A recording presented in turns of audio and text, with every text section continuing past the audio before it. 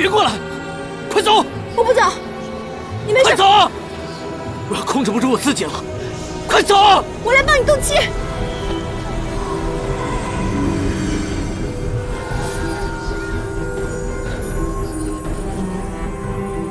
此人是我心中所爱，怎奈情深缘浅，终将一别。唯愿他前尘散尽，生生世世自由快活。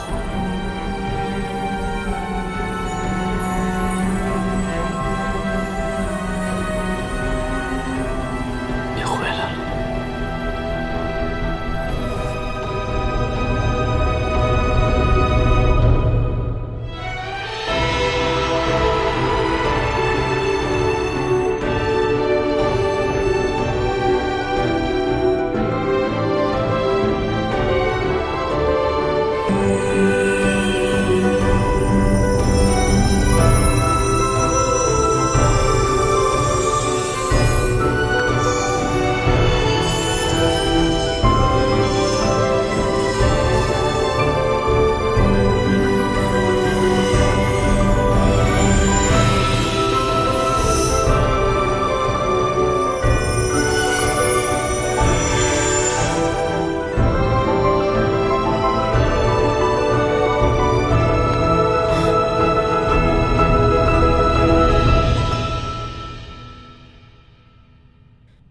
演员，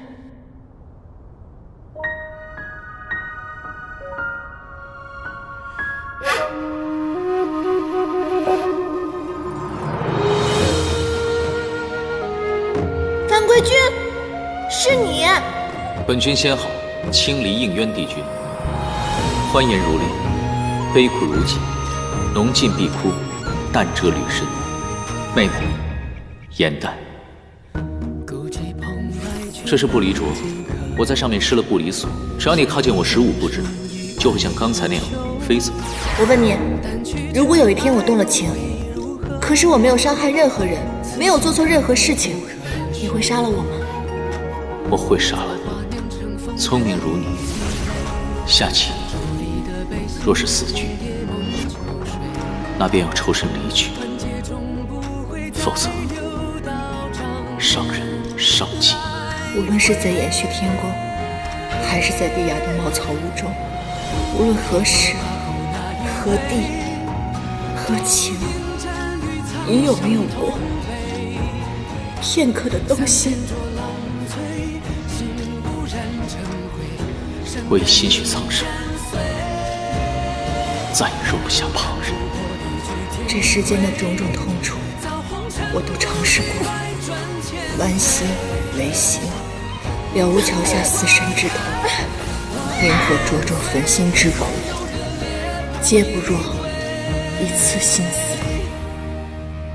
我定要相忘，绝不回头。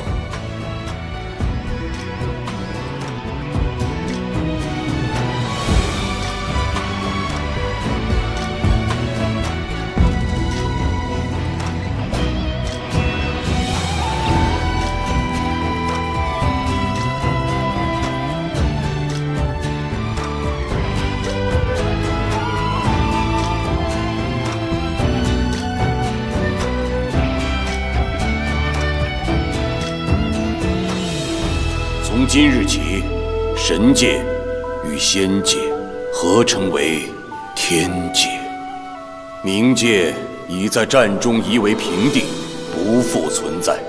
妖族地界、魔界摄战领地，皆化至凡间，统称为凡界。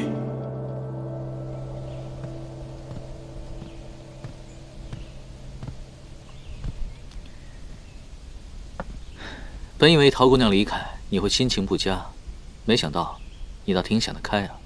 离她伤好离开还有段日子，你放心，我一定会想尽办法把她留下的。哎，对了，我教你的仙法可学会了？以西书，3大神器已嵌入我体内，猎魂之症也好转了许多。神器嵌体，以后哪怕是我也没办法偷走了，除非是你爱上了哪个姑娘，自个儿掏出来送人。不过那也算是桩美事了。唐昭，若不是你拿到楚墨，我也不会与子期重逢。我们是朋友，有什么话，但说无妨。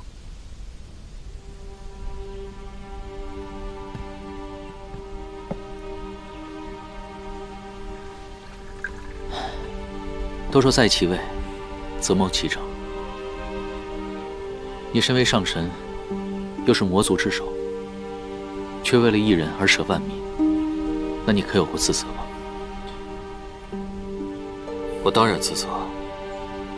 身为邪神，魔界被夷为平地，魔族人被杀被赶之时，我何尝不心痛愧疚？可我给不了族人想要的，而我想要的唯有自己。可你和陶姑娘身份悬殊，如今这魔族仙族万千条性命又横在你们中间，你们牺牲了那么多，难道不怕事与愿违吗？1000年前，我与他皆从未惧怕过，因为我们觉得只要自己问心无愧，那么旁人的责难与眼光都不算什么。可如今，他因为自责，不敢面对我们这段感情，想要逃避。我一定要把他拉回来。既然决定放弃责任，选择心中所爱，就一定要坚持到底，不然的话，就都辜负了。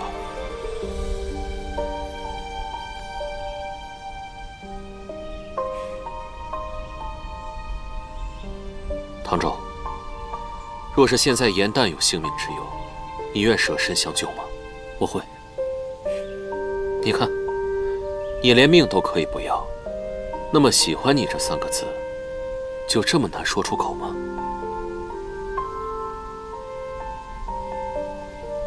我是捉妖师，未来凌霄派的掌门人，须得断情绝爱。况且，人妖殊途，或许是殊途同归呢。无论身处何界，身为何族，有心便有情。你身为凡人，应该知道凡人的一生非常短暂。有花直须折，莫待空折枝。唐周，他曾劝你忘却前尘，珍惜眼下。可是何为前尘呢？就是有一日，你遇见了一个人，眼前的一切都黯淡无光。不要再犹豫了，不然的话，你肯定要追悔莫及。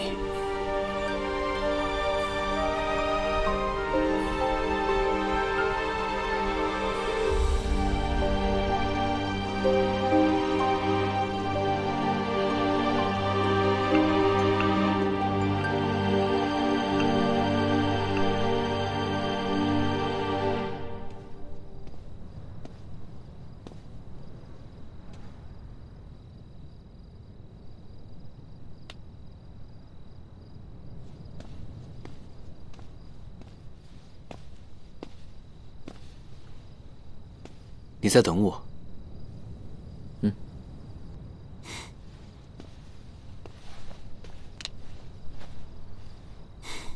你要同我说的这句话，与严旦有关吧？什么都瞒不过你的眼睛。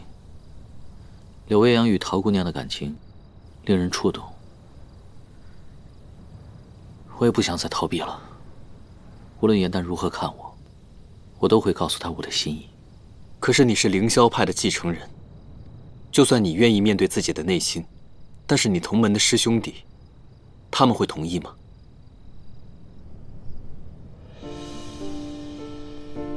我知道，你也喜欢严旦，你们相处得更久。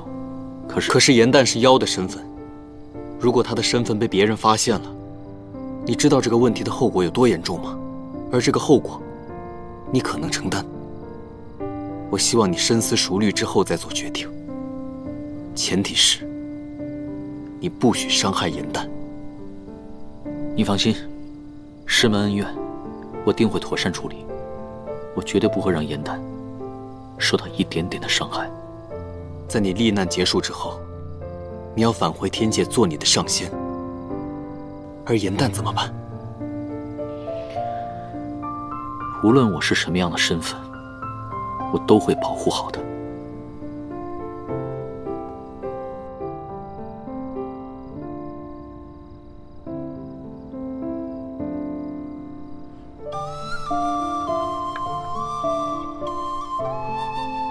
别看颜淡平日嘻嘻哈哈的，看起来无忧无虑，但实际上他最是爱恨分明。他若只把你当朋友，你对他的情愫只会让他更加难过。他若拒绝，那你们两个恐怕连朋友都做不成。这事你都有想过吗？不管结果如何，我都不想让自己留下遗憾。每个人都有自己选择的权利，我绝不会干涉你自己的选择。但是我告诉你，就算你是我兄弟，如果你伤害颜淡，我绝不会饶你。谢谢你对颜淡的呵护。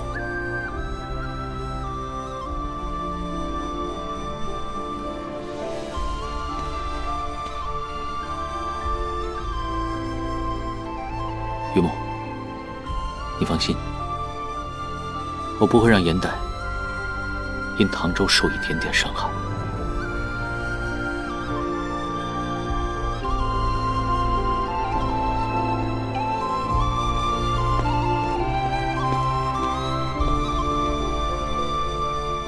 颜淡，因为怕失去你，我一直不敢说的话，有人要先对你说了。其实我也是自私的，我想凭此看一看，我在你心中真的只是主公和靠山吗？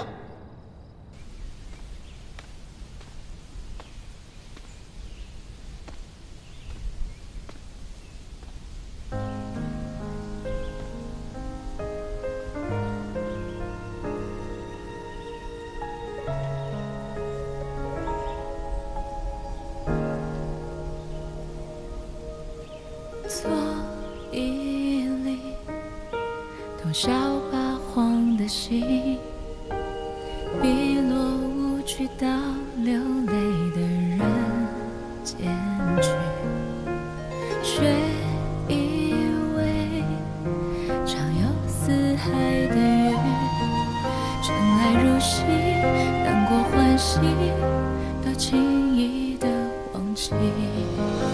你越过了青丝沉入至今，还沉迷于一瞬间花开的时息，偶尔心情也泛愁绪。颜淡，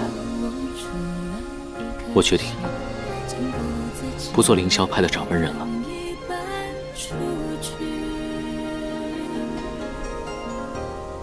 过往数十年，我都在为师门的道义而活。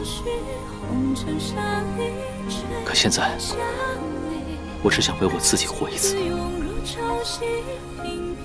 一路走过来，你多次救我于危难当中。以后，换我来保护你。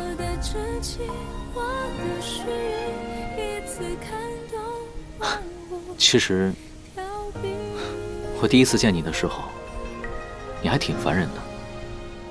但是，别说了，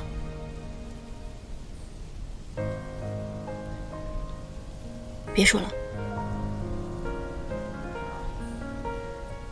我知道，我们之间曾有过诸多误解偏见，但如今我的寤寐思服，辗转反侧。这所有的一切都是为了你。此身，此心，已许苍生，再容不下旁人。以前不悔，日后亦是永绝。宁愿你永远都不会放下责任的。那你梦中的那个人怎么办？你难道不找他了吗？你现在跟我说这样的话，你对得起他吗？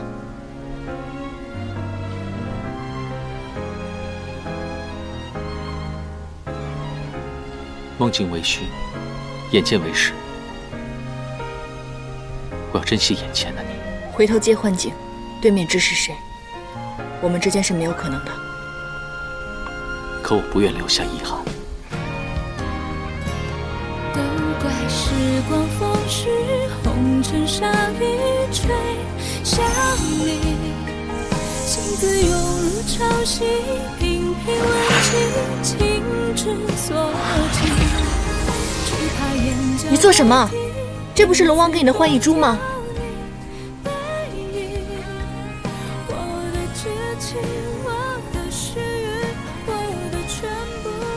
碎珠为证，过往种种，就让它过去吧。守着春秋来去，一往而深，向你前行。泪在沉香燃尽，尘埃落地，仍有期许。我愿将过去的一切，化成这漫天繁星，送给你。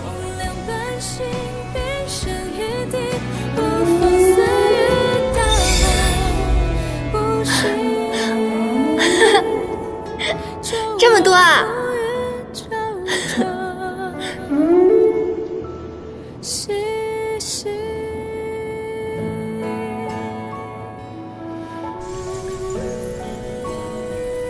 结星星，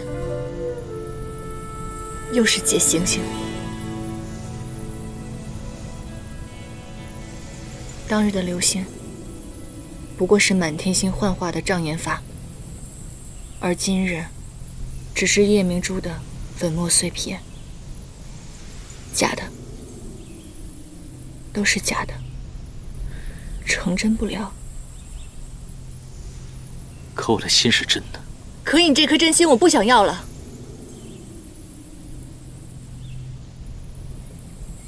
你不要再白费力气，我再跟你说一次，你我之间绝不可能，我是不会喜欢上你的。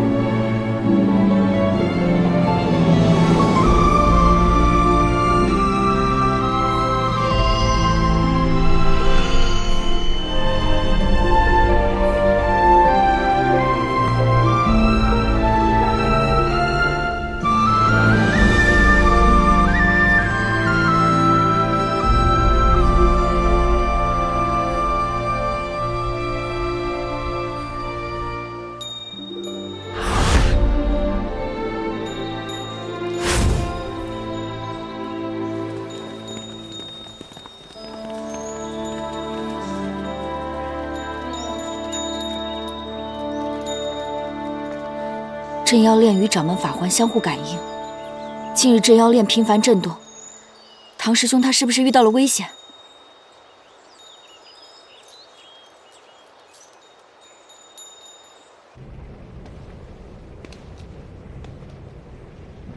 你说要借我家的魔像地火一用，原来就是用来烤鸡呀！魔火烤鸡3界只此一家，颜代一定喜欢。唐州表白失败，你看起来很开心吗？我有什么可开心的？此事我早已经料到了。我也提醒过他，若是跟颜淡表白遭到了拒绝，恐怕连朋友都做不成。颜淡那么难过，我又怎么会开心呢？我作为他的主公，他是我的连亲，我只能烤只鸡，哄他开心喽。既然如此，那么我也要烤一只，给我家子气尝尝。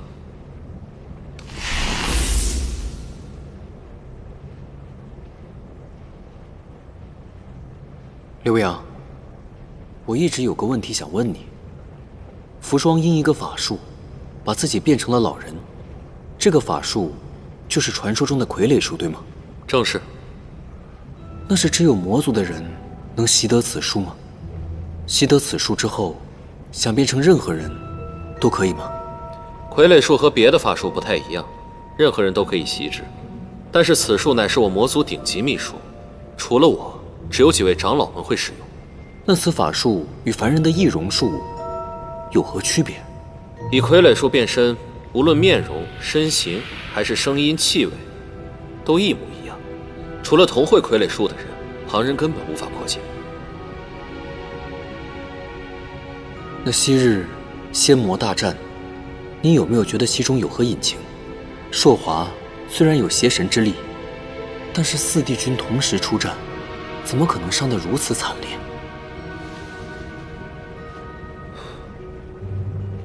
哪怕是我亲征，也毫无胜算。最终是仙族获胜，但是从人员折损上来看，更像是2败俱伤。可如果有人从中作梗的话，那坐收渔翁之利的人又是何人呢？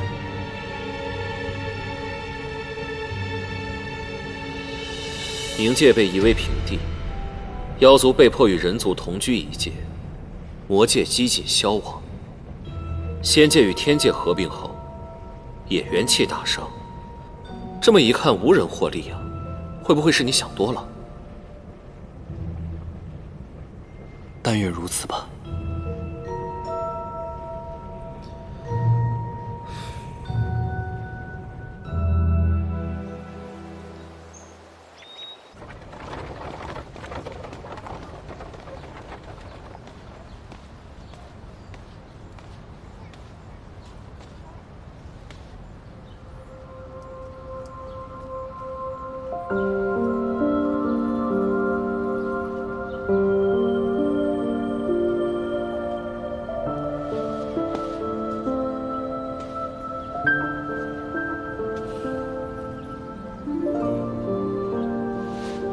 严奈，这身打扮怎么样？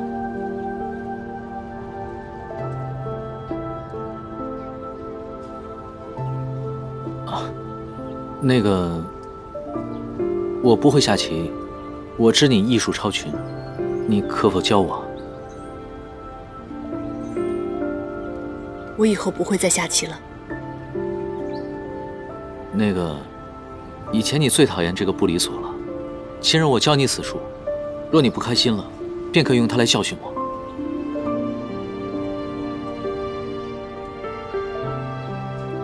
唐周，我已经不需要了。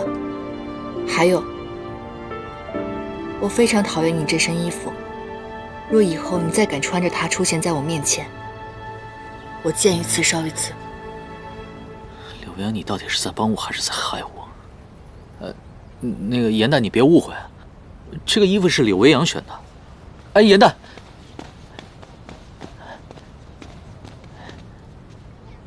严旦，我说的话都是经过深思熟虑的，并非一时兴起。这只橙花簪兜兜转转，又回到了你手里，这就是我们的缘分。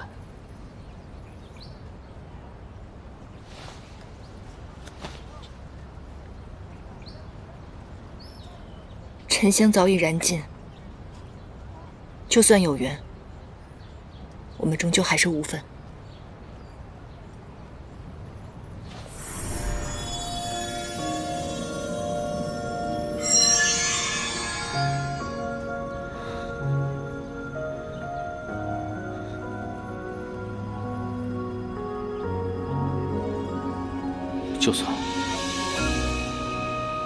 就算真的是我一厢情愿，你也要毁了他们。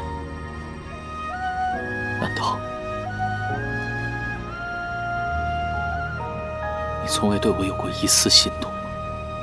燕丹，你清醒一点，他不可能永远是唐周，他早晚会变回那个冷酷无情的帝君应渊。会走出一滴泪吞海银浪，执迷于遗忘。没有。从此天各一方，走到你乡。明日我便会离开神霄宫，还请你将这不离镯解下。从此以后，我们不要再见面了。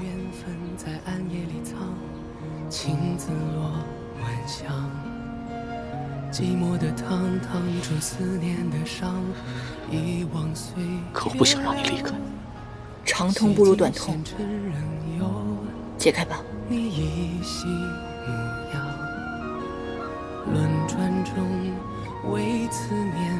寸步不离。你是繁华人间一场落花风，平添一池落花中，看破红尘的眼红。你是遥遥天上一捧秋月容，只敢萧瑟不敢浓。梦中有两人与共。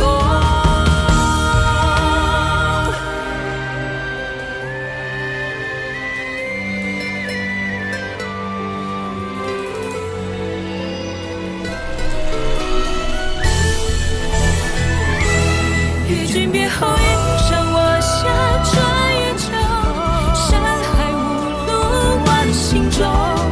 欲别还休，几时都不够。情根未休，烟火暗杀，留白首。一朝天涯傲红豆，去到人间锦绣好时候。再开人厮守。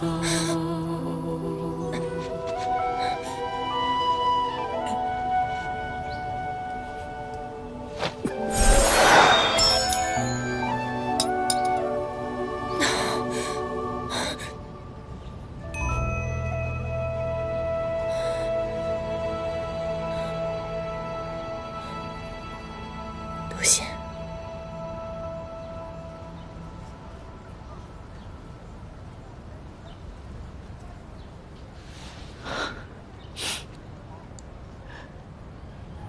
燕丹，我们还能不能像从前那样，只做朋友，可好？20。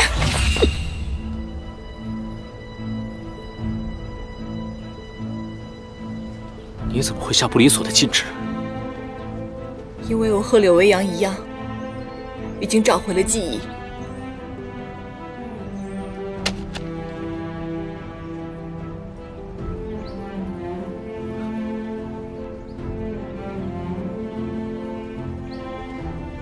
你的记忆里有不离所？难道你的过去与我丢失的记忆有关？没有。我曾经也在天界待过，但那个时候，你是高高在上的帝君，而我只是一个微不足道的仙士。你我之间从来毫无关系。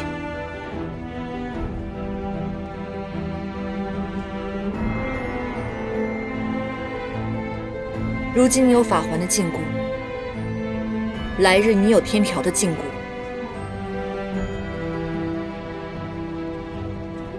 你不要忘记了，你此次下凡，只是来历练，你早晚都会回去的。我不愿意做神仙，我只想留在这里。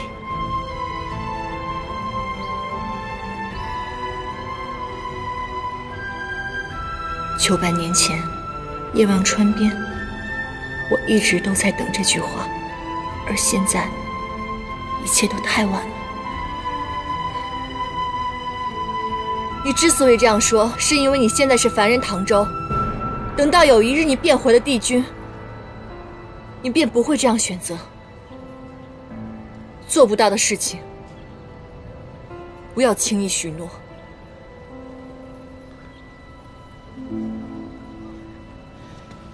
我的帝君回忆是如何的，我不知道。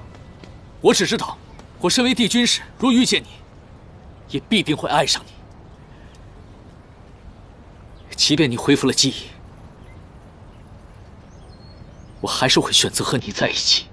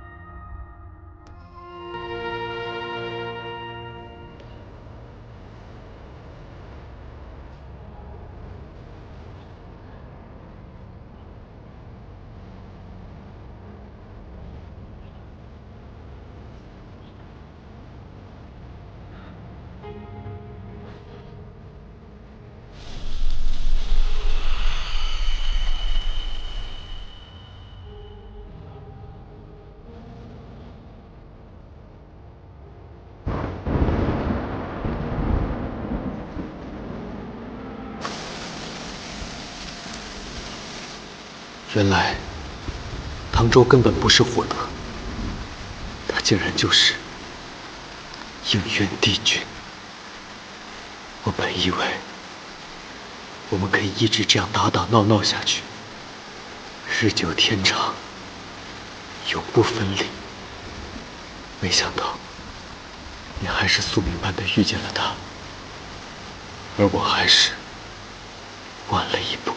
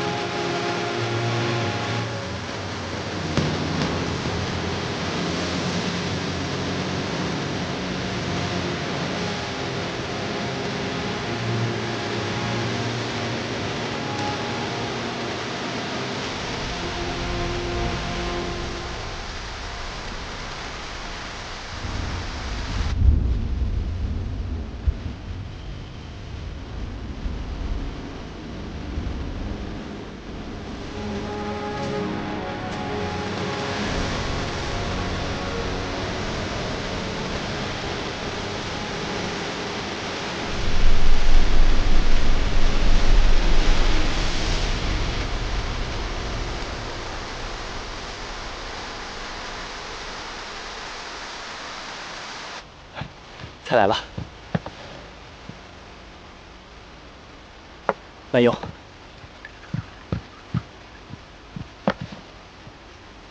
我知道你已经恢复了记忆，在我面前，你不用憋着，也不用忍着，想哭就哭吧。说起来，我还真的挺倒霉的。这一次，竟又爱上了同一个人。圣德之所以想杀我，现在我也知道了，他竟然是银灯。但是我也挺庆幸，还好我没有变成他那般执念跟疯魔。放心吧，虽然我现在已经全都记起来了，可是我已经不是以前的颜淡了。对于我而言，情爱已经不是我人生中的全部了。有句话我必须要说：前尘过往，误会良多。其实，在你第2次上天刑台的时候，应渊已经让火德元帅准备了免责天书，就算你到了天刑台，你也不会受火刑的。他从未想过伤害你。其实我无法原谅的，并不是他送我去天星台，而是他亲手抹去了我们的记忆，让我忘记了过去。不过这些都已经不重要了。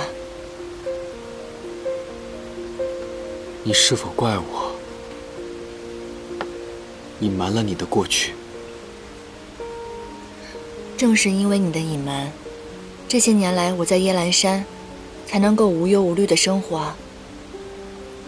于墨，我现在终于知道了，原来你就是那条差点被我砸死的小黑鱼啊！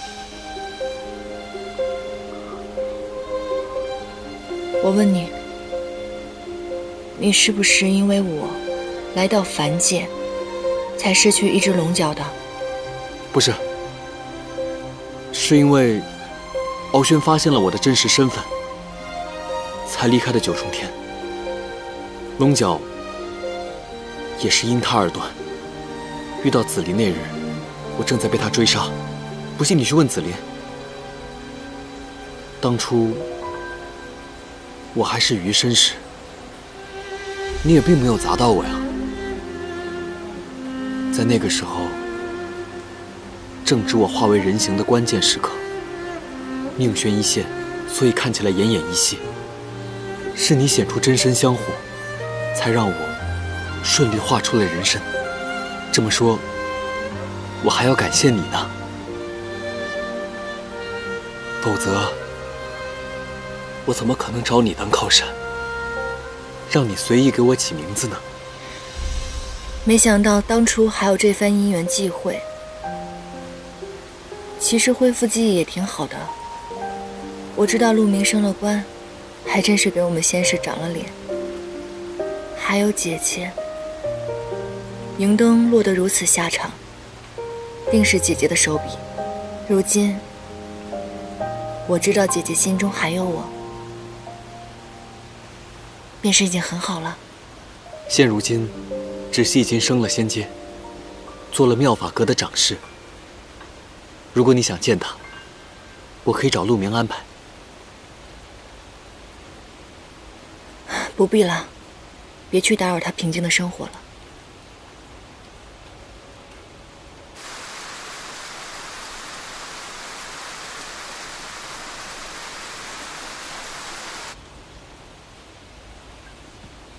颜淡，既然你恢复记忆了，我就不能再占你的便宜了。那从此以后，我继续做你的跟班，可好？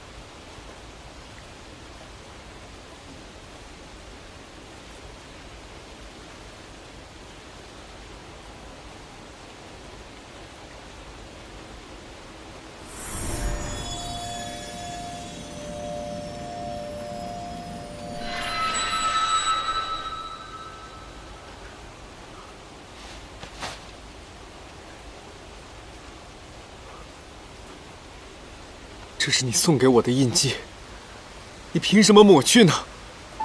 于墨，我现在既已恢复记忆了，我没有办法继续上演主公年轻的戏码。我欠你的太多了，我真的不知道我该如何还清。你在说什么？我们两个之间有什么亏欠？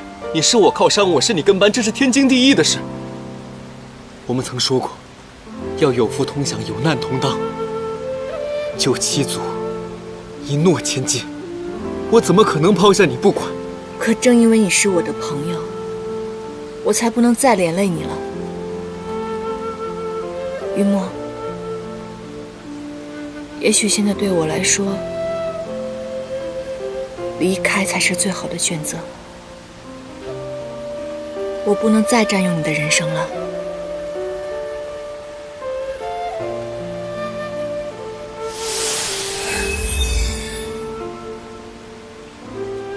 颜淡，这是你签的卖身契，期限未到，不可毁约。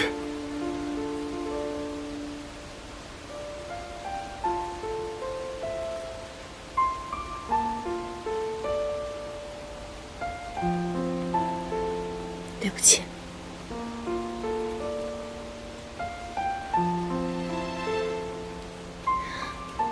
我去意已决。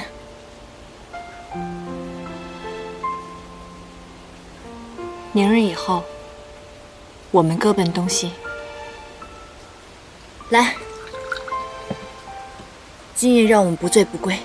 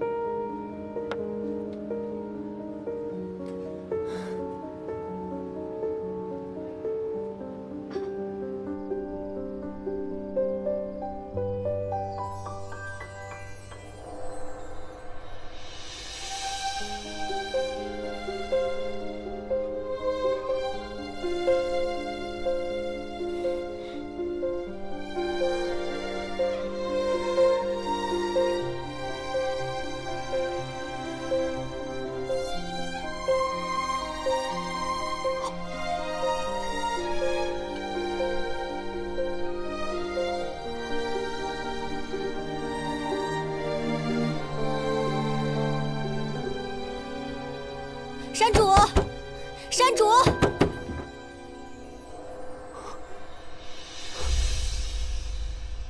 你们终于来了。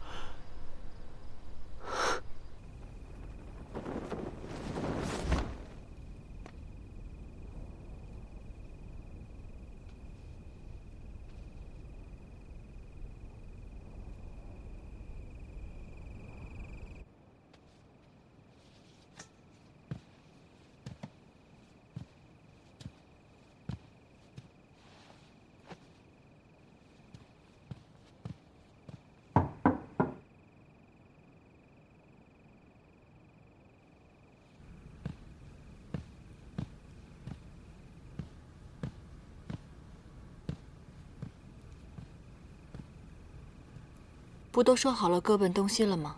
为什么还来找我？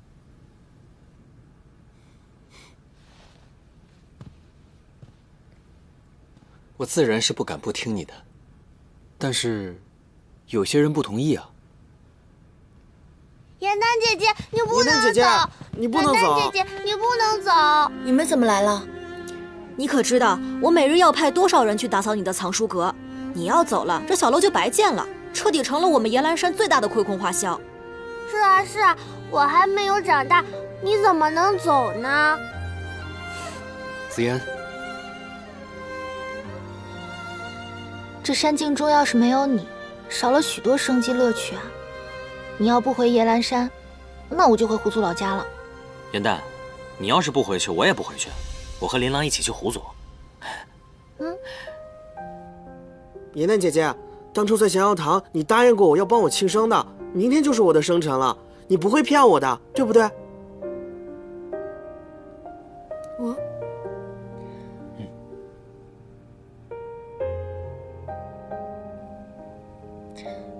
那好吧，我不走了，明日留下来陪丹鼠过个生辰。好啊，好啊。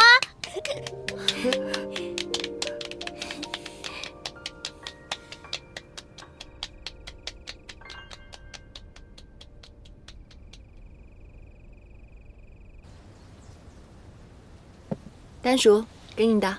哇，谢谢。严丹姐姐，你做的面条好长啊，好厉害！严丹姐姐，你手艺真好。味道怎么样我不敢说，但是寓意着希望你平安。先许个愿吧。我希望我们能像这碗长寿面一样，长长久久的在一起，永远不会分开。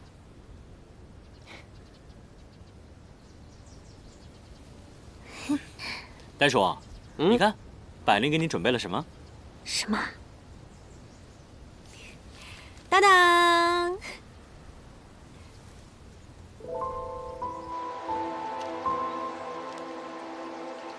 别捏坏了。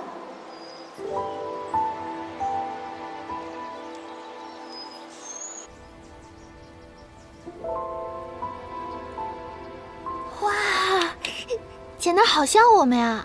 你手真巧。是啊，小主人真可爱。丹叔，赶紧收起来吧，要不然该被他们抢了。嗯，谢谢。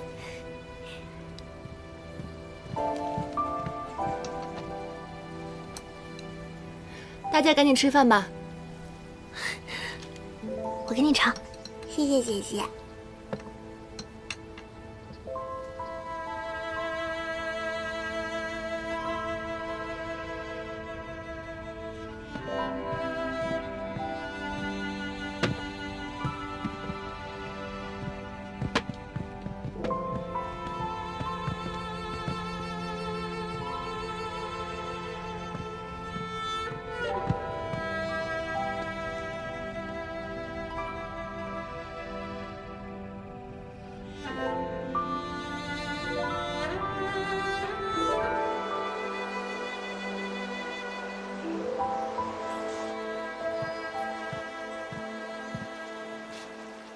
云淡，你怎么来了？你说不走，都是假的。你能骗得过他们，但是骗不了我。只是没想到，你连船都准备好了。别这么伤感嘛，我走了又不是不回来了，我以后会回来常看你们的，我也会回来看你的，雨墨。你用的是回，不是去。这世间，只有家是用来回的。或许你自己都不知道，你曾经只是自己一个人。现在在你的心里，你早已把大家当成了一家人。你这么离开，舍得大家吗？他们喜欢的是以前无忧无虑的我，如今的我只会给大家徒增不快罢了。颜淡，你不能这么说。你这么说不但看清了大家，也看清了你自己。你知道你对于我们来说有多重要吗？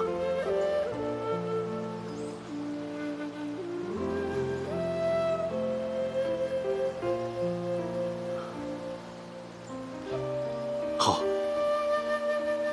既然你去意已决，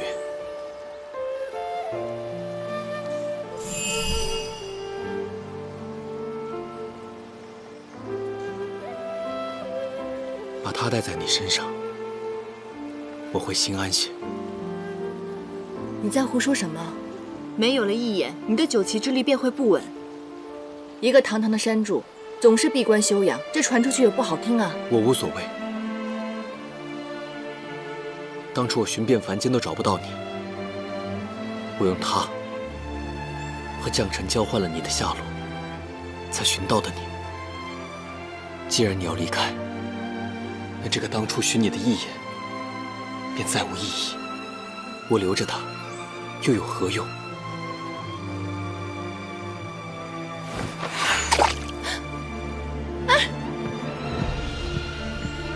你疯了！一眼怎么能说扔就扔呢？唐师兄，上去！颜淡，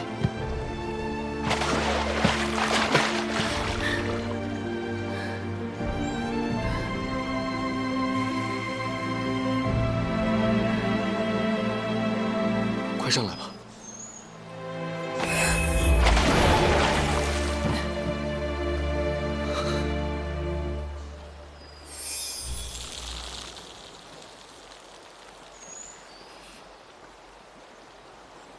唐师兄，这竟然是真的！你们前来是受掌门所命。镇妖炼无故震动，掌门说，他与掌门法环同为镇派之宝，互相感应，若生异动，定是你动了凡念。我们谁也不信。师兄，那个人是谁？难不成是颜淡？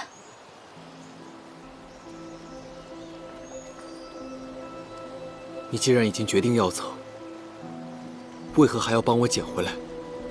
你知道我要走，你还故意把一言往水里扔，你不就想让我走得不安吗？我不是这个意思。我以为你根本就不会在乎。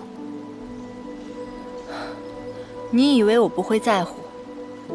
在你的心里，我就是那种连我至交好友的好物都无所谓的是吗？如果你要这样想的话，反正一言我找回来了，留也罢，扔也罢，你自己处理吧，我不再管了。对不起，我不会再丢了。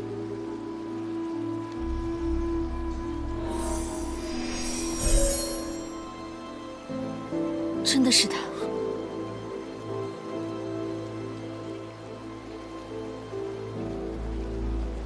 是为我父师门所图。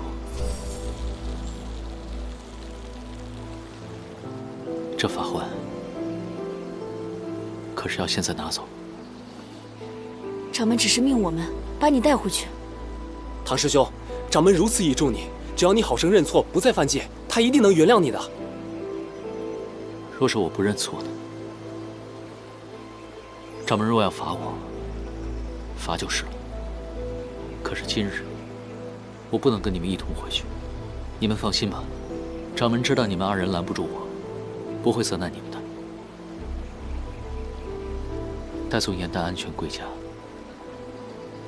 我定会回去领罚。师兄，你与他相识不过数月，为了他，违背师门意愿，可值得？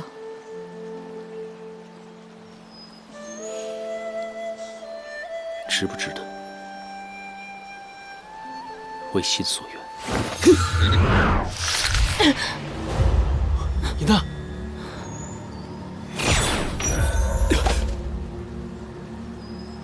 你怎么了？可是受了风寒。我没事。颜淡，玉破冰禅，你可知你在干什么？是掌门命我一定要把你带回去的。我被逼无奈才这么做的。玉破冰禅之毒于妖无解，于人却无大碍。师兄，只要你跟我们走，我立刻将解药给你。师门传授的杀妖之物，不是让你用在人身上的。我们凌霄派做事一向光明磊落。解药交出来，交出来！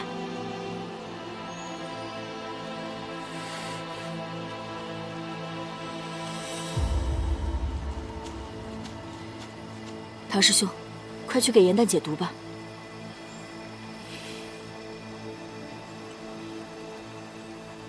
若下次再用这种下三滥的手段，我绝不会放过你。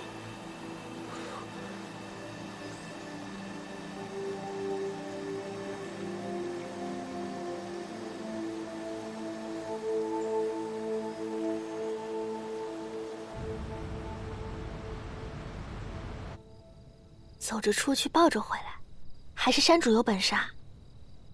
这只妖落水片刻就染上了风寒，怕是也不简单呢。哎，你说这熬了一晚上的药喝了都没好，这不是要照顾一晚上？颜淡姐姐怎么了？不知道。服药之后，寒气竟比以前更重了，灵力输入她体内，一入丹田，便如滴水入川，化为无形。莫非她是中了？这寒气淤塞之象，我曾见过，确是玉破冰禅所为。此冰禅是极稀有之物，神霄宫地界从未出现过，不知是何时游入了江中，咬伤了颜淡。这个冰禅很厉害吗？颜淡他究竟怎么样了？玉破冰禅，其毒甚烈，会令妖遍体生寒，直至躯体成冰，无药食可解。刘未央，你可否帮我护法？我将颜淡体内寒毒引入我的体内。不行，你不能这么做。玉破冰禅毒性虽强，但是以我体内一眼之力，未必不能炼化。大家也不必担心。那就让我来。你为严诞收了这么多灵力，此刻身子还没有我强健呢，区区寒毒而已，交给我。紫菱，还是让我来吧。我和严诞情同姐妹，要分担也是我分担。紫菱天天和严诞不对付，哪配和我抢啊？我也要来，我们狼族毛厚，从不畏寒。我的毛更厚，让我来替严诞姐姐。大家的好意我心领了，我先替严诞谢过大家。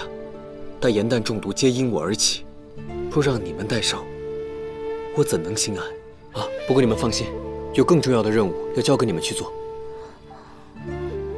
什么任务？严诞的腰圆被冰封，无论是想饮毒，还是疗伤，都需要先融冰。我和柳微阳先护住他的躯体，让他的寒气不在身体内扩散。你们去找一些炭火，烧得旺些，让他的身边日夜暖流不断。好，我这就去。不用去了。这位便是严诞常提起的陶姑娘。方才我去厨房烧火炉，碰巧遇见陶姑娘。原来她一早就准备好了。真是百闻不如一见，没想到你准备的这么周到，谢谢你啊。方才你们所说我都已经听到了。我原以为严诞只是染了风寒，才特意准备这暖炉。以他现在的情形，炭火远远不够，只怕你们还得去寻另外一样东西。莫非是指熔岩？正是。熔岩？什么熔岩？取巨山无崖洞，洞中有万年不灭之火，火中取石，是非熔岩。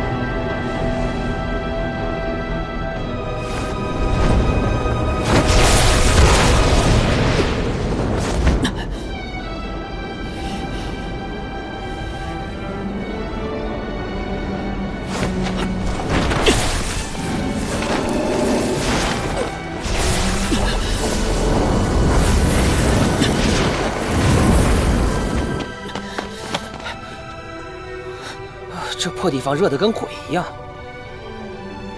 怎么，活得不耐烦了？你要把自己烤熟了尝尝味道。不是，你知不知道这是什么？连我都怕被它融掉半个身子。你真不要命了？我当然要命，因为有人在等我。哎，别！如此色灵之婚，还真是不如我上一任主人。你看看人家，好歹人家爱上的是一位神女，你看看你，竟为了一个多番拒绝你的小花精这般疯狂。你再废话，我就将你打回剑庄。让开！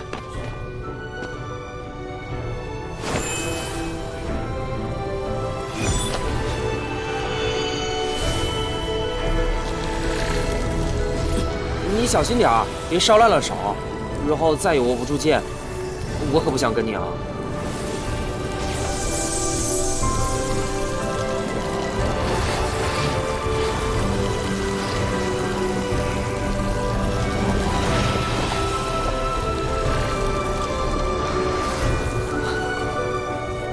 哎，你竟然用帝君神器来储存此物，你简直暴殄天物！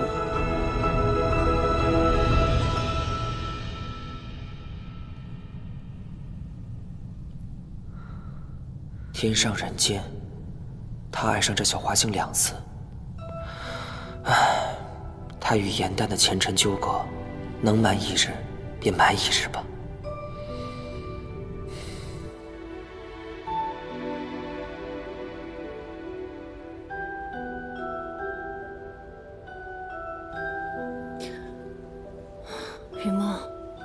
颜淡，你终于醒了。桃姐姐，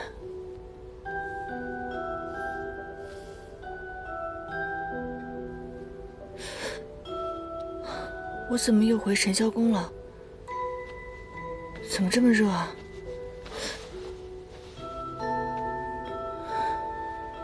这是什么？这是熔岩。前日你被玉破冰蝉咬伤，中了寒毒，于墨送你回来休养，所幸有他，才得以驱毒。其他人呢？啊，紫菱和琳琅还有百灵，在去寻熔岩的路上。这个不就是熔岩吗？是。进入屈巨山，需踏7重烈火，才能取得熔岩。以他们之力，一日最多只能过1重。他们出发不过2日，这块熔岩，今晨不知是谁将它放在神霄宫门外。我去了信，他们已经在回来的路上。颜淡，你的妖元刚刚恢复，莫再费神了。我现在就将你体内寒毒引出来。行了，不用了。我已经不是以前的小花精了，我习得了火术，再加上曾学过的仙法，这点毒我可以自己解的，放心吧。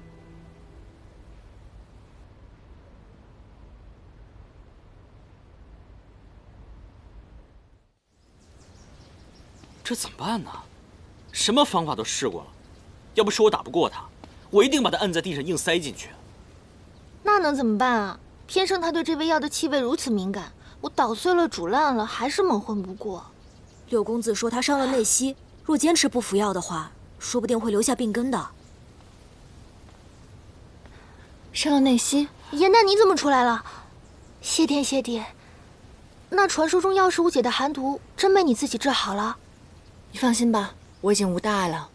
刚刚你们说，于墨伤了内息，是怎么回事？是修炼的时候练差了气，啊，你知道的，这个家伙仗着修为高，做事要多冒进有多冒进，再加上此地不像岩兰山，也没有温泉水可以助他，这不就伤了内息了？别演戏了，到底怎么回事？紫菱，好吧，他的内息受伤不是因为修炼，一眼破体归位后，需慢慢炼化与灵力相融。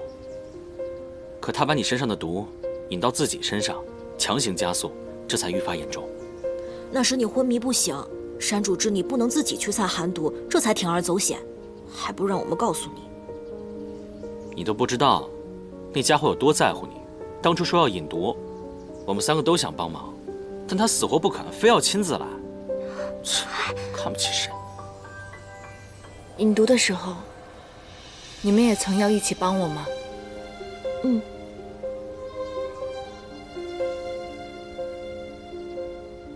你是没瞧见，连这2个崽子都跳出来说自己有猫不怕冷呢。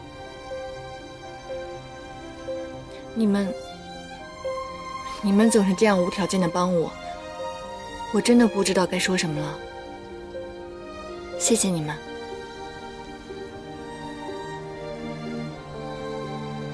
那雨墨呢？他为什么不肯吃药？还不是因为药方里有一味莲叶，他说什么都不肯吃你的同类吗？这条春雨，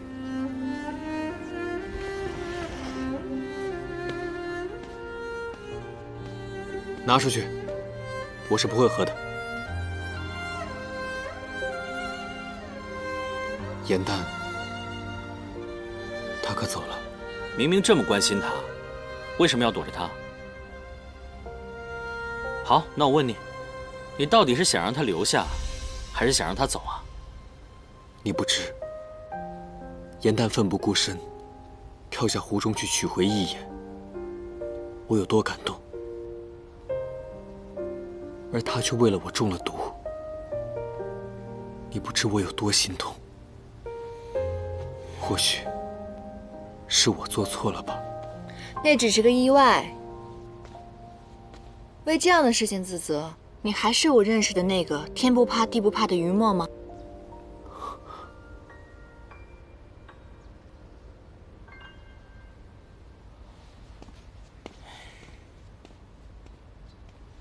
你不喝有连夜的药，我感念在心。可是我们草木和你们的鱼类可是不一样的，我们失去几片叶子，只要根还在，便会重新生长。所以，放心大胆的喝吧。如果终究有一日要离开，便还是早些离开吧。你如今都已经这样了，我还怎么离开？我知道你想寻一个地方，重新开始。既然下定了决心，就不要回头。我希望无论是我，还是山境的大家，都不要成为你的负累。先把药喝了再说。或许，放你离开，是我能为你做的最后一件事。好，我喝。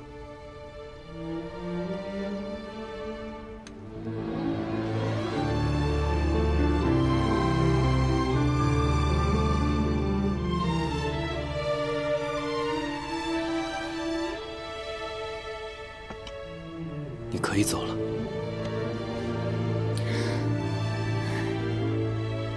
还真是一条蠢鱼啊你！当日在天界的时候，虽然你是我的跟班，可实际上你一直在保护我。而如今在野兰山，我一直受到大家的庇佑，你们对我这么好，我若是拍拍屁股就走了，你说我是不是自私透顶？没关系，我们野兰山都是一家人，何必如此计较？你看，你也说我们是家人。我现在已经恢复了记忆，有了保护大家的能力，那这个时候我就更不可能离开了。颜淡说不走，当然可以不走。你别忘了，不是你欠我的，是我欠你的。之前在天上，我可是你养了数百年才养大的一条小黑鱼。我之前也说过了，要好好孝敬你一辈子。我怎么可能出尔反尔呢？对吧？哎呀，没想到我成长了。你这个当初动不动就爱生气、翻我白眼的小黑鱼也长大了。你说什么就是什么。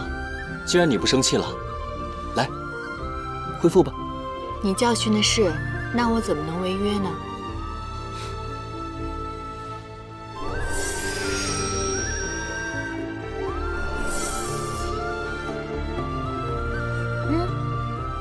从今以后，我要做野兰山最厉害的靠山，让你们来靠。野兰山从此以后，我来保护。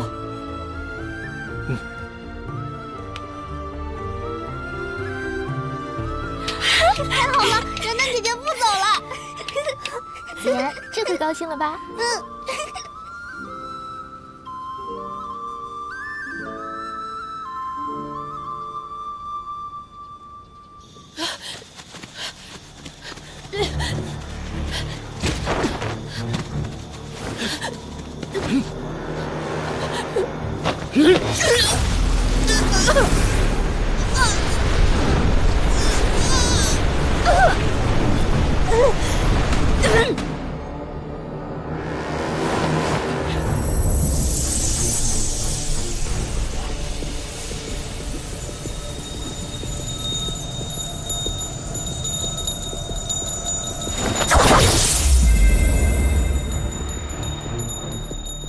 这千锤百炼之功，确实玄妙。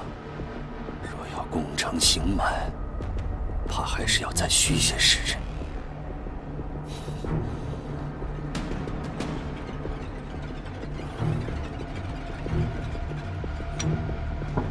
掌门，进来。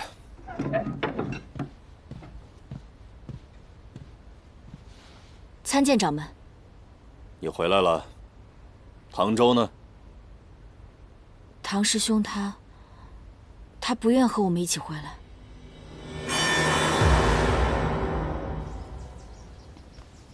咱们离开山境这么久，说实话，我有点想家了。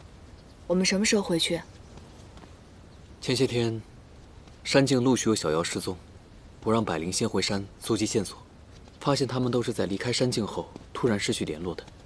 既然这样，我们不如先到小妖丢失的城镇好好找找，顺便带着紫妍和丹叔见见世面。等这些办完以后，我们再一同回去。好，我们确实在神霄宫偷耳的够久了，不如向柳维阳先行告别。嗯。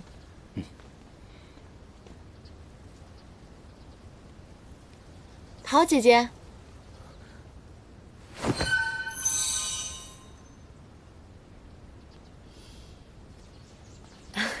是你们啊！您在此处做什么呢？没什么，我方才瞧见一只蝴蝶，一时兴起，竟随了一路。你们是去找玄香吧？他在书房，我带你们过去。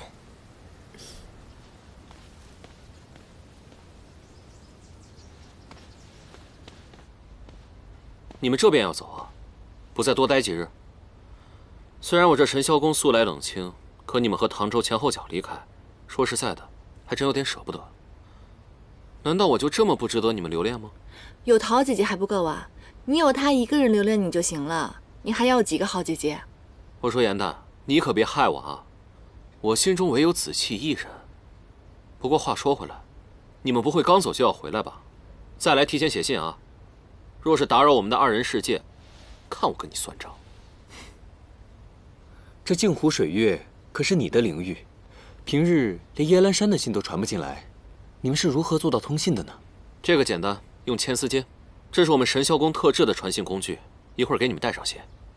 哦，牵丝笺，是不是一种绛紫色的指尖啊？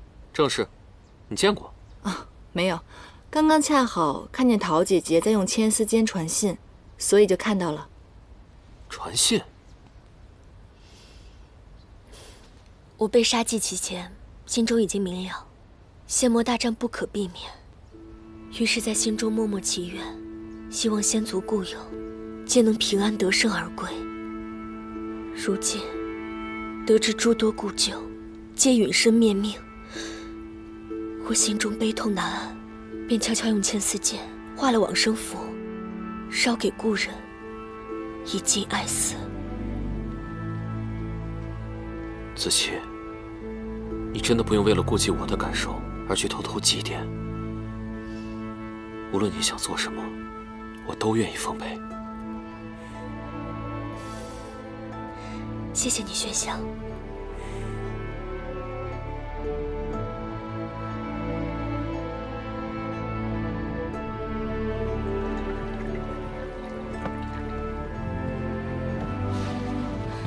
公主，您来了。我们已准备妥当，一切都和往年一样。往年都是我和大家一同守岁，但是今年是最后一次了。此话怎讲？公主，您是不要我们了吗？我以后再也不推牌九了，求您再给我一次机会。我也求您，我再也不乱买珠宝了。我保证，从今往后连懒觉都不睡，日日闻鸡起舞，为神霄宫收集情报。你们误会了，我不再同你们守岁，是因为我已经找回此生挚爱。今日之后，神霄宫便不复存在了。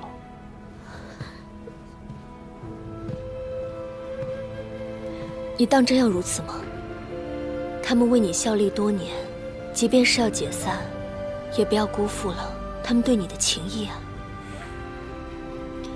傅霜，我都已经想好了，这间尽欢房我赠予你。你们若不愿离开，或是一时找不到别的去处的话，便可以改行，做些其他营生。我们哪儿也不去，只要公主需要，我们一直都在。不必了，我已经有了子期，此生再无需这红尘了。既然公主心意已决，那么傅霜就此拜别。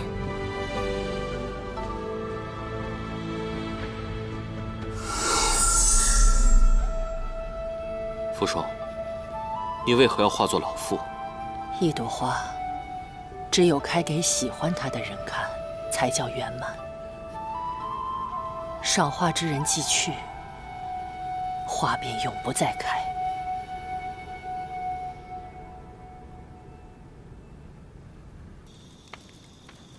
子言，地上脏。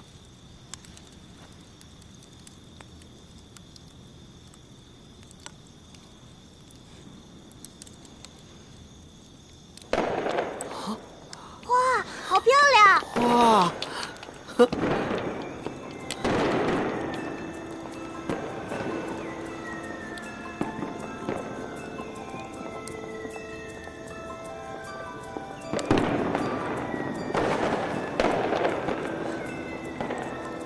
再过2个时辰，又是新年了。依照惯例，大家有什么愿望都可以说出来了。颜淡，你的愿望是什么？我的心愿是希望大家的愿望都能实现。还有，我希望我写的折子戏，大家能够喜欢。颜淡，你这就不坦诚了。我没有啊，这就是我真正想要的。子言，你呢？你有什么愿望？我想快快长大。子言，你说什么我没听清啊？习最困难的法术来练习。那你呢？我？我希望山境太平。子林，你这个才是真正的不坦诚吧？你真正的心愿是向林老告白吧？当着大家的面传音不好吧？男人要有魄力，说个时间。上元节，最晚上元节，我一定说出口。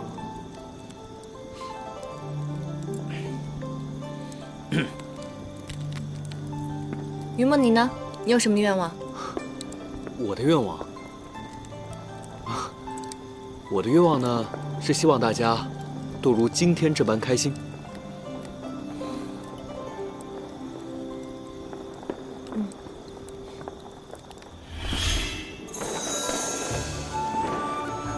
哇，好漂亮！哇，好美啊！哇，好美啊！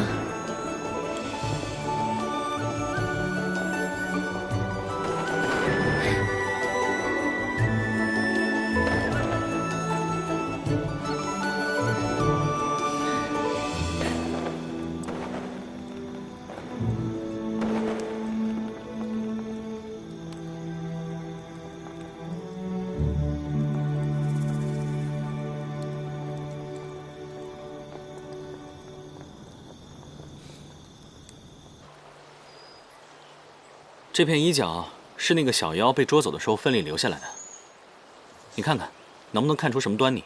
我看着像是天师袍，可你说这人世间捉妖的门派这么多，从何分别？我曾见过一个天师，他的衣袍和这个料子很像。你说的是唐周？总听你们提起他，难不成是他带着凌霄派的人捉走了我山境的妖？这不可能，他曾向我允诺，凌霄派与耶兰山定然秋毫不犯。切，天师的话我可不信。还有啊，我一提他叫唐周，我就不知道为什么，我就浑身不舒服，犯恶心，我还头晕。救命啊！子言，放开我！放开！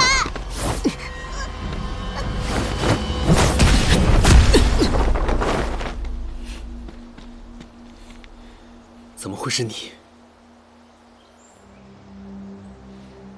看他的衣服，就是他。你来真的对吧？敢抓耶兰山的小妖，还被我们撞见了。于墨，别听他狡辩，先收拾他一顿，给失踪的小妖报仇。小妖失踪与我无关，小弟弟。若非亲眼所见，我绝不相信。抓他呢，是因为他偷了附近农家的鸡，农夫不义，该教他好好学学规矩。子言，此话当真？我看到有好多肥肥的鸡待在一起，想拿回一只给严丹姐姐烤着吃，不可以吗？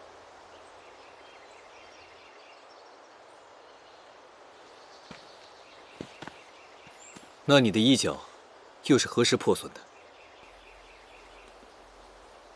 去熔岩室烧的。果然是你。山境之中，小妖失踪，与你可有关系？幽默，我们有过约定，互不相犯。不是吧？这种鬼话你也信？他们衣服是一样的，就算不是他，那也是他同门干的。天师道袍呢，大多都是相近的，不能仅凭断损衣角就判断是我们凌霄派所为。这件事我要好好查清楚。若真是我派中人，我不会让人杀了他的。好，你要记得我们之间的承诺，否则我绝不会饶了凌霄派。于墨，你是不是有事瞒着我？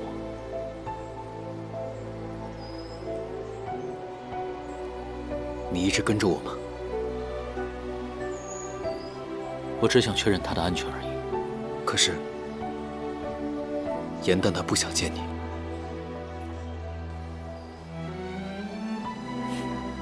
等他回山，我也该走了。